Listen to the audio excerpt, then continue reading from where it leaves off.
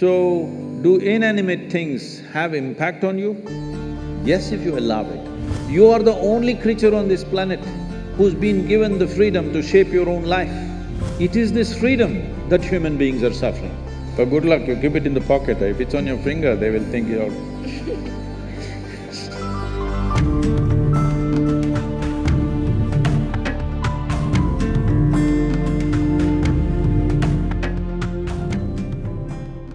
Sir, in the Indian society, when something goes wrong, for let's say someone is not well, so there are three types of people. Ones who go to the hospital, then there are the ones who rush to the temples, and then there are the third ones who rush to the astrologers. So we are actually taught from the beginning that inanimate objects and things around us have the power to control our lives.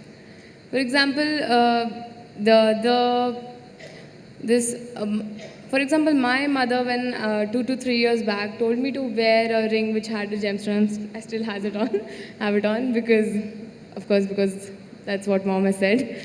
You need to take it off, otherwise the boys will think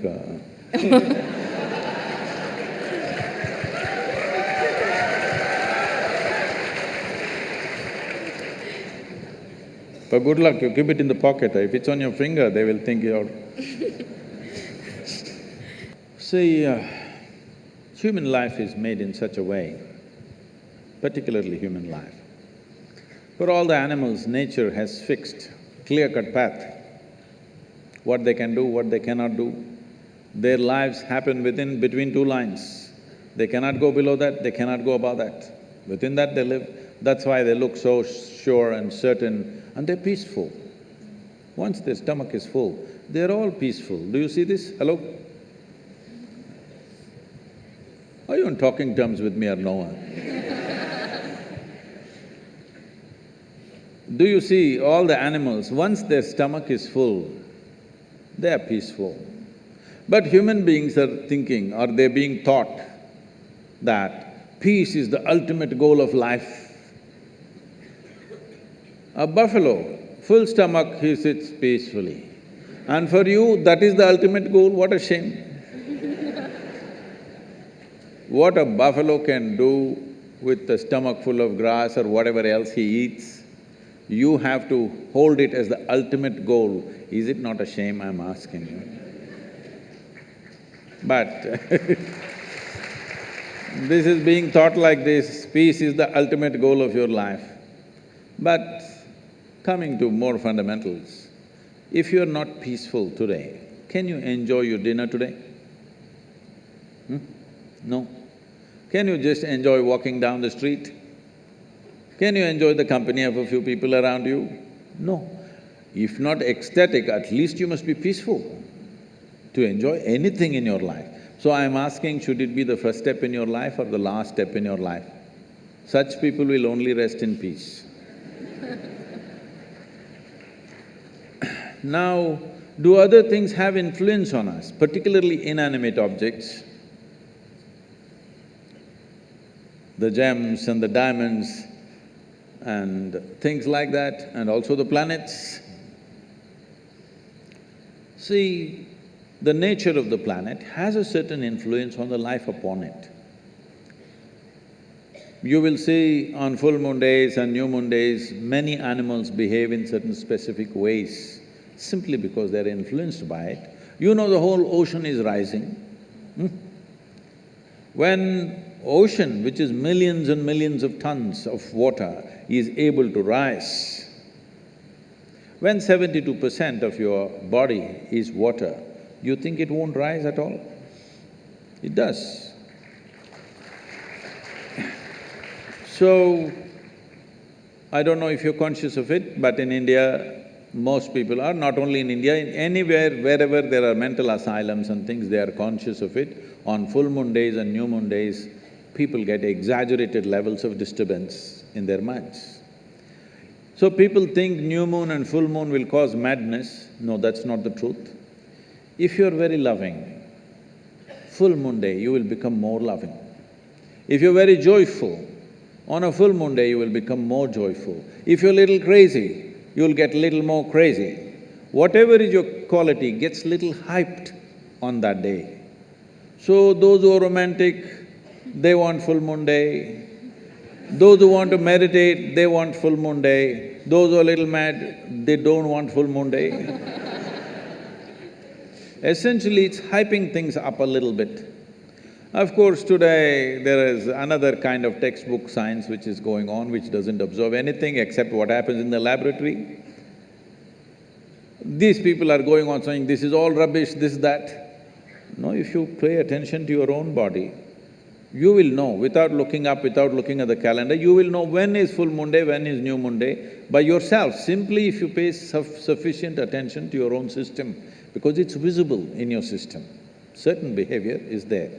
But with a human being, the problem is, or people seeing it a problem, any possibility, if you do not explore that possibility, in your eyes, it looks like a problem. What is a problem is always a possibility, isn't it? You don't like it? What is a possibility? If you do not explore it, if you do not realize what is the possibility, it seems like a problem to you. So, do inanimate things have impact on you? Yes, if you allow it, because this is the human predicament that who you are is not determined by nature, it is left open for you. Left open for you means you are the only creature on this planet who's been given the freedom to shape your own life. Is it a small thing?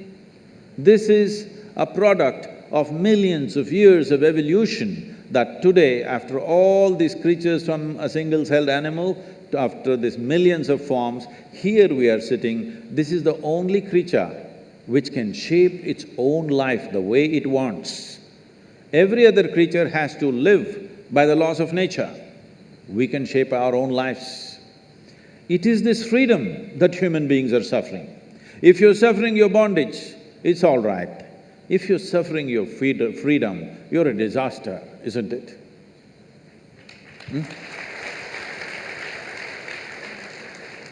You're suffering your bondages, you're chained to something, you're suffering that, understandable. But you're suffering because you're free. Most human beings are suffering because they're free. They're always trying to bind themselves to something or somebody all the time because freedom scares them. Because freedom is a pathless path. Freedom is an open terrain, there's no fixed line. Because there is no fixed pathway, most people feel terrified. But the highest value in human life is freedom, isn't it so? Hello? In this culture, the highest value in this culture is not God, not heaven.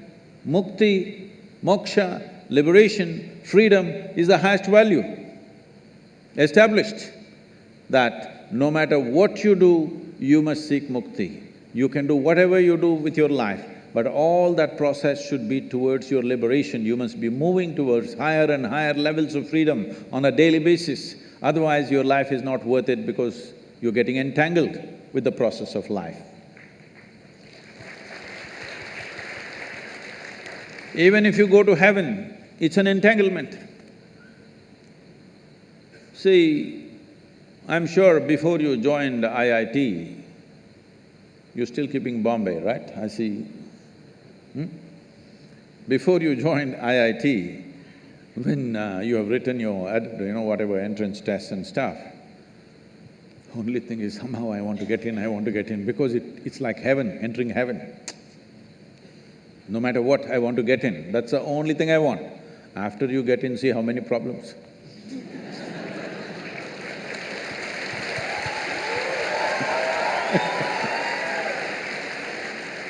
I'm asking you a simple question.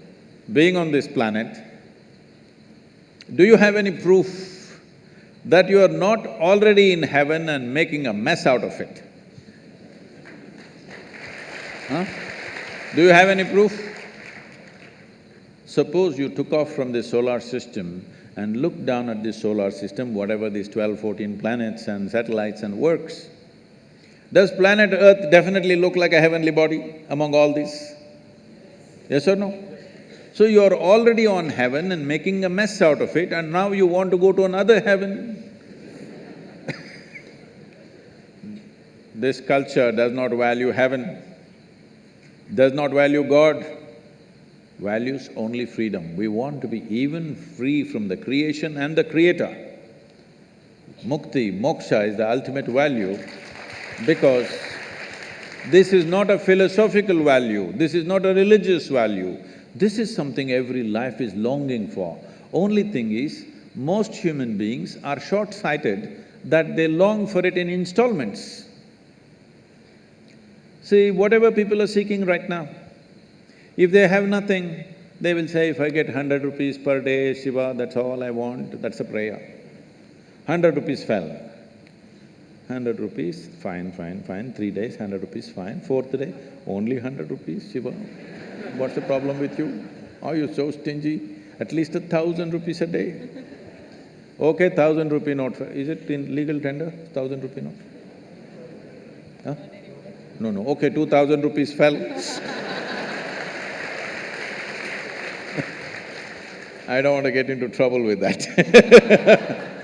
Where is 1,000 rupees falling for Sadguru? Where does he have? No, 2,000 rupees fell.